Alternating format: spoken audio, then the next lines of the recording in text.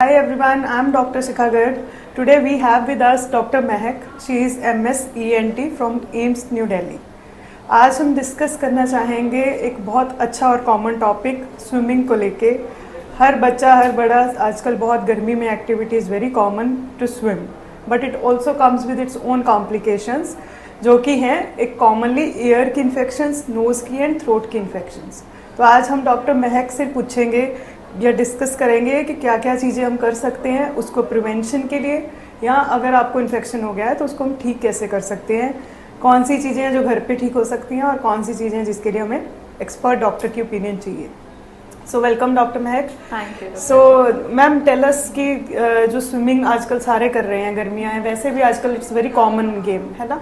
So there are very much complications कि पानी अंदर जा रहा है या क्लोरीनेटेड वाटर है, तो what are the common infections जो आपको देखने को मिलती हैं, तो उसके बारे में आप थोड़ा सा। राइट, एक्चुअली जैसे आपने बताया स्विमिंग इस टाइम पे लोग काफ़ी करते हैं या कान में पानी जाने से भी जिनके वैक्स ज़्यादा बनता है। पहले हम बात करेंगे कान की, फिर हम बात करेंगे नाक की और गले की। कान में क्या होता है, वैक्स नॉर्मल है बनना, बट पानी जाने से वैक्स एब्जॉर्ब कर लेता है पानी को और वो मोटा हो जाता है और हमारी जो कैनाल है कान वाली उसमें फंस जाता है। उसके कारण लोगों को ईयरफुलनेस, कान भारी भारी जैसा लगने लगता है। उसी सेंसेशन को ठीक करने के लिए लोग घर पे क्या करते हैं जो एक्चुअली नहीं करना चाहिए कि वो कान में डक्का, तिली या ईयरबड डाल के उसको निकालने की कोशिश करते हैं, but it does more harm. वो क्या करता है, वैक्स को और ज्यादा अंदर पर्दे के पास पुश कर देता है, जिसके कारण एक तो EAC क्योंकि पतली हो चुकी है skin, it could get injured, वहां पे पस आनी स्टार्ट हो सकती है। दूसरी चीज, क्योंकि पर्दे के पास में चली जाएगी तो सुनने में भी दिक्कत हो सकती है। कान भारी भारी का हमने रीजन बता दिया। इन्फेक्शंस भी है वन ऑफ द थिंग्स है ना, Right. When you do it yourself. हाँ. तो ईयरबड बिल्कुल नहीं मारना होता, चाहे स्विमिंग है या नॉर्मल लाइफ में भी। That is not a good idea to use earbuds at home. हाँ जी। तो फर्स्ट थिंग इज कि कभी भी जैसे इन्होंने बताया कान में डक्का, तीली, ईयरबड कुछ नहीं मारना। कम टू अस, अगर हमें लगा वो सॉफ्ट है वैक्स, हम उसी टाइम निकाल सकते हैं with a vacuum. It is not at all painful.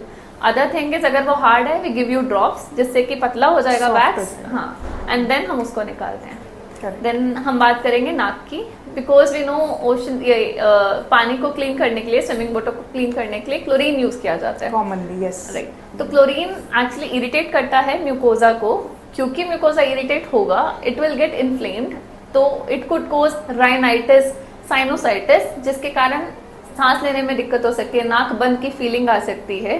तो उस केस में पेशेंट्स घर पे भी नॉर्मली लेवोसिट्राजिन, सबको पता है ना, वो लेके थोड़ा रिलीव होगा symptoms. But once you come to ENT doctor, हम अपनी तरफ से other than this antihistaminics based on आपका नेजल कंजेशन कितना ज्यादा है, we advise some nasal drops and sprays accordingly. So doctor साहब बेसिकली ये है कि व्हेन क्लोरीन वाटर आ रहा है तो इरिटेट कर रहा है नाक को, जो नाक के अंदर लेयर होती हैं वो इरिटेट हो रही हैं, तो उसकी वजह से अंदर सोजिश आ रही है और सारे सिम्टम्स आ रहे हैं कि नाक चल रहा है या बंद हुआ हुआ फील हो रहा है। ठीक है, इन सारे सिम्टम्स को घर पे ट्रीट करने की कोशिश नहीं करनी है।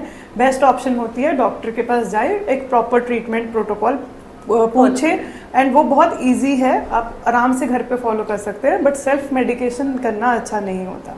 ठीक है, हाँ जी। अभी आपको थ्रोट इन्फेक्शंस पे। राइट, अगेन क्योंकि नाक, कान, गले की परत सेम ही होती है, द म्यूकोजा इज कॉन्टिन्यूस। ठीक है, तो क्या होता है भाई, क्लोरीनेटेड वाटर जब अंदर जाएगा it will irritate the throat, तो लोगों को सोर थ्रोट या गले में कुछ फंसा फंसा है की फीलिंग आती है। That also if you come to us, हम कैमरा डाल के देखते हैं कि अंदर परत की सूजन तो नहीं हो रखी है, उसके according we advise you medications.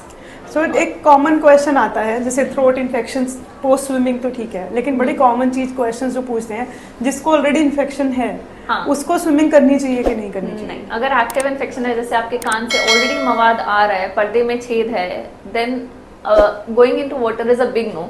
In fact नहाते हुए भी हम पेशेंट्स को यही बोलते हैं कि कान में पानी नहीं जाना चाहिए, नीड टू टेक प्रिकॉशंस। कोई भी एक्टिव इन्फेक्शंस है नाक की, थ्रोट की, तो कभी भी आपको फीवर, वायरल फीवर, कोई भी इन्फेक्शन है, तो कितने दिन का प्रिकॉशन यूजुअली आप करते हो? At least 2 weeks. एक तो फीवर सबसाइड हो जाए, एक्टिव इन्फ्लेमेशन को सेटल होने के लिए 1 to 2 वीक्स लगते हैं, तो 2 वीक्स इज। तो ऑलमोस्ट जब भी आपको फीवर हो या कोई सिम्टम हो तो अप टू 2 वीक्स हमें स्विमिंग में नहीं करना है। ठीक है, तो उसके बिना जो छोटे बच्चे हैं, बड़ों को तो आप समझा सकते हैं कि ये चीज़ें आप नहीं करो. So what are the preventive things which we can do specifically for small kids? उनके लिए क्या क्या आप सजेस्ट करोगे? कोई इक्विपमेंट या कोई चीज़ें लगाने को, या how to prevent those things? एक तो कान के लिए एयर प्लग्स आते हैं, अदर देन दैट पूरी कैप्स आती हैं, you can cover the ears also, तो कान में पानी नहीं जाएगा, ईयर फुलनेस नहीं होगा.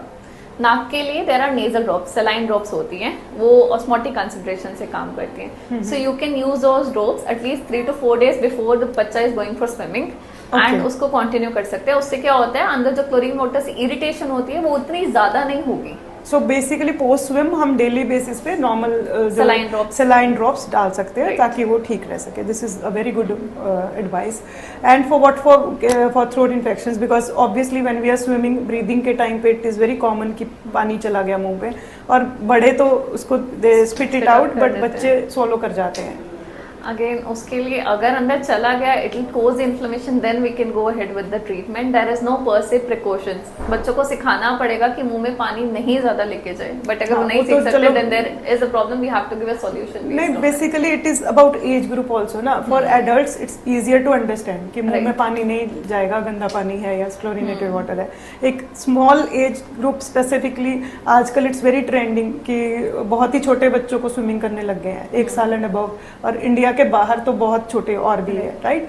तो बट चलो इंडिया में अभी ट्रेंड उतना नहीं है, but it is catching up. तो वो जो यंगर जनरेशन है, लाइक 1 to 3 years और अप टू 4-5 years, उन बच्चों को अब बहुत मुश्किल है इस चीज को सिखाना. Although it's a part of training. Adults को हम बोल सकते हैं आके गागल्स कर लें, बच्चे गागल्स भी नहीं करेंगे ना. तो उन केसेस में हम सिंपल रिंस करा दें. Is it okay? If it's possible, if they are able to do, simple it's rinse very is nice. fine. Right. Something better than nothing, right? So what else you would like to suggest specifically for this water sports? Na swimming is most common in India. Take precautions. आपको already बताया है कि and what would be the criteria जहाँ पे we have to see the doctor?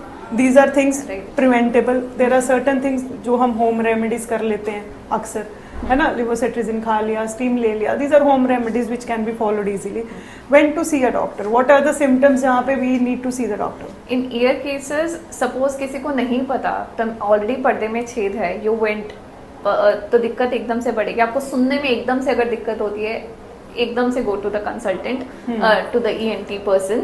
और या फिर एकदम से कान में भारीपन होना, उससे क्या होगा, आप जितना डकातीली मारोगे, पर्दे के जितना पास जाएगी, परत ऑलरेडी पर्दे वाली कमजोर हो रखी होती है, ऊपर से ये it has become very stony hard. That is there a pain associated? Right. Obviously EAC में जैसे ही वैक्स इतना एब्जॉर्ब होके पानी पुश करेगा, यहाँ हमारी नर्व्स होती है, नर्व्स इरिटेट होंगी प्रेशर के कारण, that will cause pain. So if you have any pain या ईयर फुलनेस, या लग रहा है हैवीनेस हो रही है, या सडनली कुछ भी चेंजेस हैं जो नॉर्मल नहीं है, या tinnitus, I think so, that is also common कि ringing aggravated. It's not like कि मतलब tinnitus होता क्यों है? It is because nerve got fatigued. Yeah. तो ultimately उसमें हमारे पास tinnitus का per se कोई treatment भी नहीं होता है.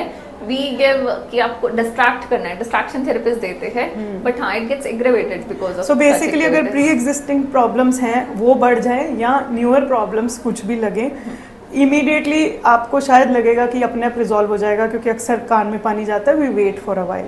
तो अगर आपको लगे कि वो सीरियस है, ज़्यादा पेन हो रहा है, ऐसे कुछ भी है, तो just visit the doctor immediately. For knows obviously irritation है, राइनाइटिस बहुत कॉमन है. राइनाइटिस का मतलब नाक चलना, पानी आते रहना. तो अगर सिम्टम्स कॉमन चल रहे हैं और आपको लग रहा है, it is okay at home, maximum 24 hours, उसके बाद you should visit a doctor. Do not skip on visiting a doctor, because doctors आपको बेटर बताएंगे क्या चीज़ कैसे ठीक करी जा सकती है. क्रॉनिक इन्फेक्शन एंड उससे आप बचा जा सकता है. What can be done for throat infections? क्योंकि वायरल इन्फेक्शंस में if somebody is not aware, या लाइक हम इंक्यूबेटरी पीरियड में है कि लाइक मुझे कल परसों में शायद डेवलप हो जाए, ठीक है, उन केसेस में if I go for a swimming, ठीक है, और मुझे सिम्टम्स शुरू हो गए हैं, तो मुझे कंफ्यूजन हो जाएगा कि वो इन्फेक्शन मेरी पहले थी कि स्विमिंग से हुई. How do we differentiate and how do we deal with all those? Steam is very good, because steam क्या करती है, जो भी अंदर इन्फ्लेमेशन स्टार्ट हो रहा है उसको थोड़ा कम कर देती है. Other than that we have chlorhexidine and betadine gargles. Betadine gargles तब करना अगर इन्फेक्शन सेटअप हो जाती है.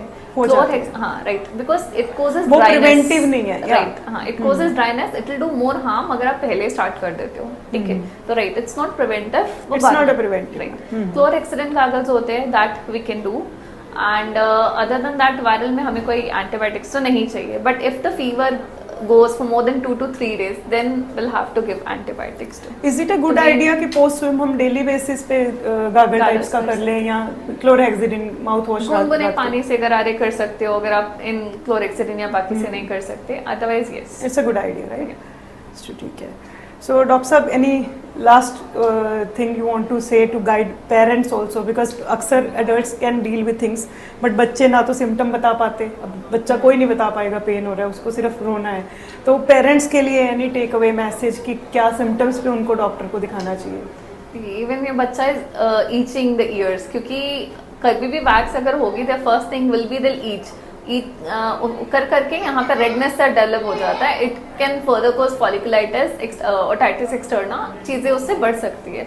सो इफ द बच्चा मतलब सबसे पहले जो खुजली करे तो अगर वो प्रोलॉन्ग्ड हो रही है तो best is to visit a doctor, right, because that's a major complication for small children and right, parents are confused. Most of people don't know how to deal with these things, right. So and again नाक के लिए नाक से पानी आना, नाक बंद रहना ज्यादा हो रहा है. एक और भी चीज होती है, will discuss it on some other day, adenoid जिसके कारण बच्चों को बार that's a different topic. चलो, बट अगर वैसे भी स्विमिंग के बाद भी बच्चे को जुकाम ज्यादा रह रहा है, then also you need to consult. Thank you so much, Dr. Sahab. Thank you for all the information you gave. Thank you for the invitation. Thank you so much. Please subscribe to our channel. Thank you.